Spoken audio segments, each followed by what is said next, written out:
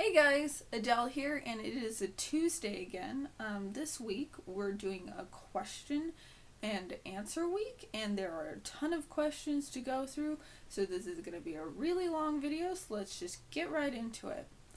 The first question that I'm answering is from Narcissa Helga.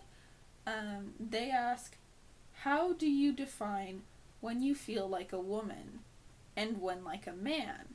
When I try to do this myself, I end up using stereotypes which I don't find useful. So I think this is the challenge of anyone who defies gender norms, and so when we try to define what makes a man and what makes a woman, we fall back on either genitals or stereotypes. And like Narcissa Helga says, that's no bueno. No bueno. Now, the way I answer this question is, it's very personal. I grew up with a bunch of witches in my life. My mom's a witch, all of her good friends are witches. My mom comes from a very long line of witches. And so I was really raised in, that sort of mystical woo environment. That's just part of who I am. So when I define different genders, man, woman, bigender, agender, anything, I base it off of the sort of energies that I feel in myself when I feel that gender, and the sort of energies that I feel in other people who are that gender. And I could go into way more detail about each individual energy that I experience, but basically that's what I say. I'm sorry that's probably not a very satisfying answer, but I could go on about this for an entire 10-minute video, and let's not. Next question. How can I... Oh, and this is from an anonymous asker, just letting you know. They ask, how can I look androgynous without being thin? Or how can I look masculine without being thin? Having a chubby, non-angled face and without having a flat chest. Well, so I think this is definitely a really big problem we see with, as far as representation goes, when we do see what non-binary or gender fluid individuals look like. We usually get basically me, thin, white with colorful hair.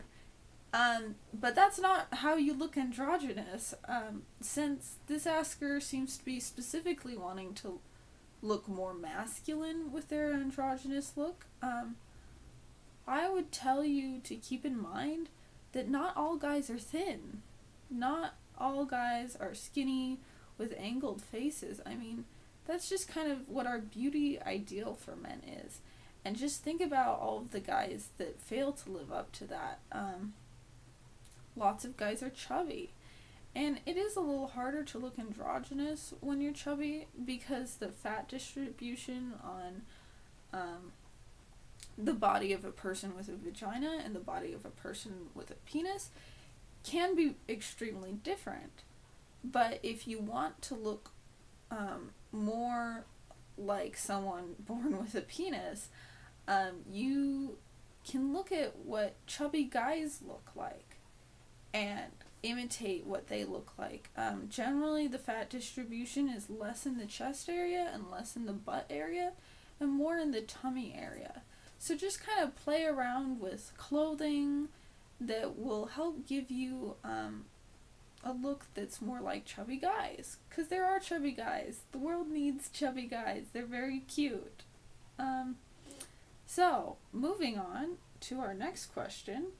This question was submitted by Just Another Teenage Cutie. Yeah, that's right, you are a cutie.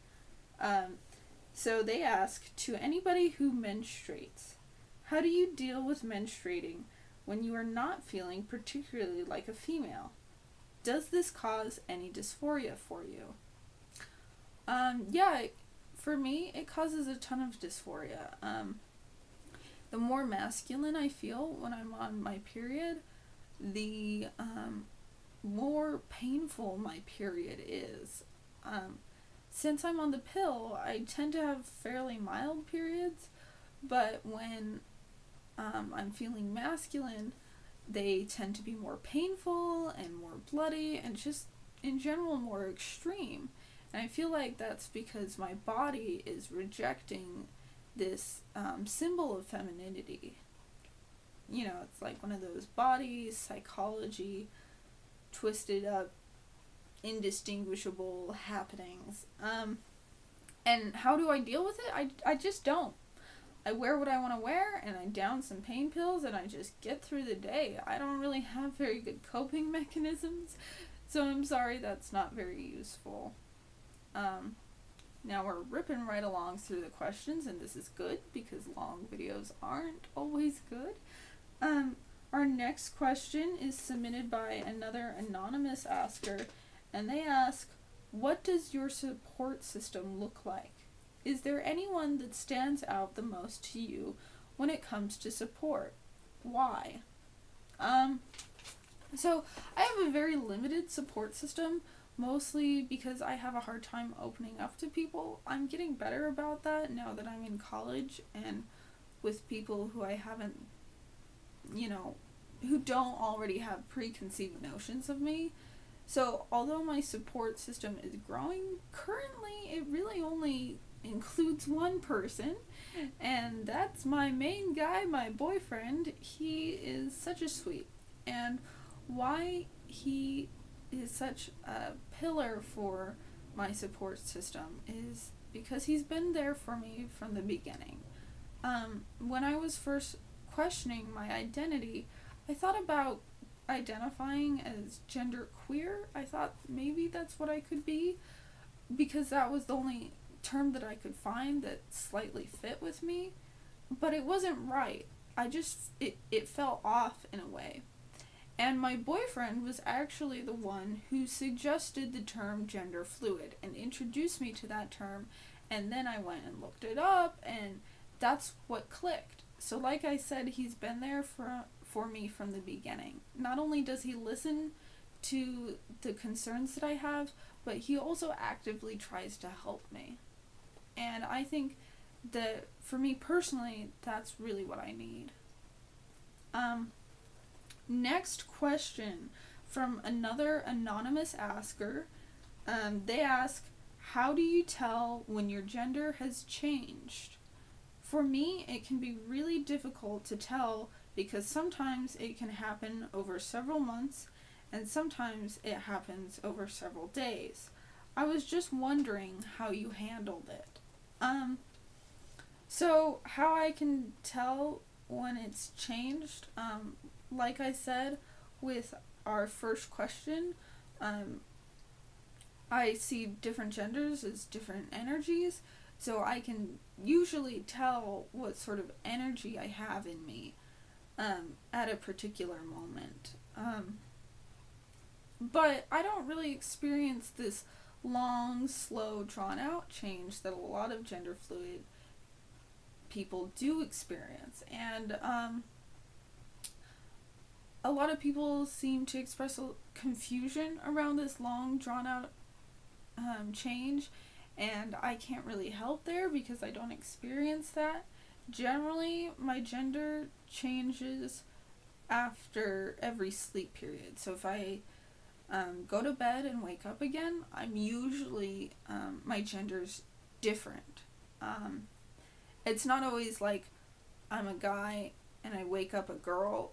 A lot of the times I go through genders that are generally more of a transition, like being agender or being both or being some sort of blend of any gender option. But while I'm awake, my gender identity tends to stay stable. It doesn't move while I'm conscious, or at least not that I've noticed. There are days where I'm just confused and unhappy and don't know what's going on, but I don't really know why that is yet in relation to gender.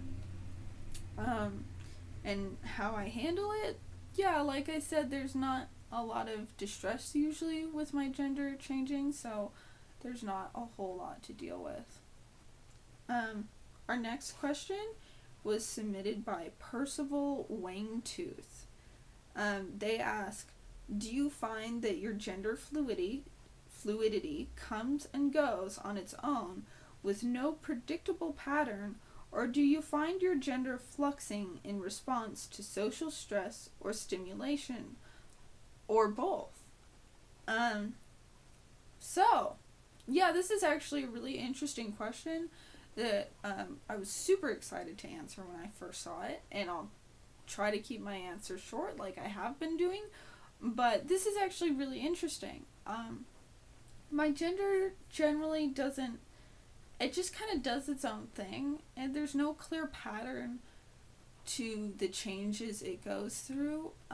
However, social stress, depression, that sort of thing, that when my brain's not in a good place, affects my gender in a way. It doesn't change what my gender is, but my gender at the time when I'm going through that definitely makes a difference. So if I've been depressed and down lately and super anxious and just not in a good place, I notice that I tend to be more agender. I see this as some sort of like psychological defense mechanism almost, to just draw into myself. Not that being agender is particularly closed off or a negative experience, it just is easier for me to cope when I am agender. However, I don't think that being stressed out in that way affects my gender. I don't think it actually makes me agender. Because I have been other genders when I'm in a bad place, and the only difference is that when I'm more gendered, so when I'm less agender and more a particular gender, like being a girl or a guy or both or whatever, if I'm more gendered, it actually makes the difficult situation and difficult feelings even harder for me to deal with. So my stress will increase. It's more likely that I'll have panic attacks. It's more likely that I'll self-harm, that sort of thing. It's just bad juju. And I have no idea why this is. I just feel like being more gendered is almost more involving with my brain, but it's really complicated. Everything's complicated. That's just the pattern that I've noticed as far as my gender and stress goes. Next question, submitted by Mala Peanut. So they ask, please talk about non-binary representation in the media and what you would not like to see, and how the very little representation affects you as a non-binary individual. So I think there's very little non-binary representation in mainstream media. You know, we have like Ruby Rose, and I think even Miley Cyrus said that she was gender fluid recently. I don't know. She said she was something that was non-binary. And so we basically have two celebrities representing us, and I don't know how I feel about it. I tend not to like to be super aware of the media, just generally because what's going on makes me unhappy, and I can't really pinpoint exactly what that is. It doesn't make me unhappy that Ruby Rose is our main representation. That's not really a bad thing to me. It's difficult because she's still not someone that I can see myself in. And I think that's true for a lot of celebrities in general. Like, I don't know if there's very many male or female celebrities that males or females truly identify with, and that's because they're just such beautiful people, and they're so glamorized that it's really hard to connect with them. But that's just me, you know? So, I would like to see more non-binary representation for sure. But I would also like to see more representation of average people. That's not necessarily more important to me, but I do think it's like in the same process of progress. Seeing people who aren't the beauty ideal, seeing people who are just, you know, pretty average in what they look like and all that, you know? To me, that would be really cool. How does it affect me? Well, I had no idea who I was or what I was, and I definitely feel like I can never be truly beautiful in the eyes of society, that I can never be someone who's respected in the eyes of society, and that is important to me. And this has a lot to do with my gender. It also has a lot, surprisingly, to do with my height. Those are the two biggest limitations in my feelings of self-confidence, are my gender and my height. I'm not even that short, but yeah. So that's my particular relationship with the media. It's generally not positive, but I don't really worry about it. And our final question, something a little fun, submitted by Infected Autobreathe. That's not a word, but it's a cool name, and I hope I didn't butcher it. Anyway, they want to know at least one item on your bucket list. I don't have a bucket list. I'm really young, and I want to experience everything I can, so I don't really make a list of things where I'm like, I have to do this before I die. My list is not a list, it's just a general, do as much as you can. But if I had to pick one thing that I was like, I definitely have to, I'd say live in another country for at least a year. Not really permanently. I don't think I permanently want to live outside of the US, but I do want to experience what it's like to live in another country. Not any country in particular. Hopefully one that's mostly English speaking, because I am terrible at language, and one where I can eat. I have some problems with eating. I have celiac disease, and traveling is a bitch.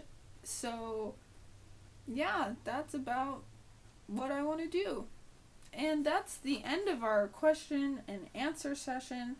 I've answered all of the questions that I can, but if you have more questions that you're okay with just getting answered in the comments, always feel free to leave them down there. It's all good. I like to answer questions. And also suggesting topics for new weeks. You guys can do that. If you're like, hey, why don't you guys talk about this for an entire week? We'll totally consider it, and honestly probably do it. And that's about it. So I'll be seeing you guys next week. Bye bye.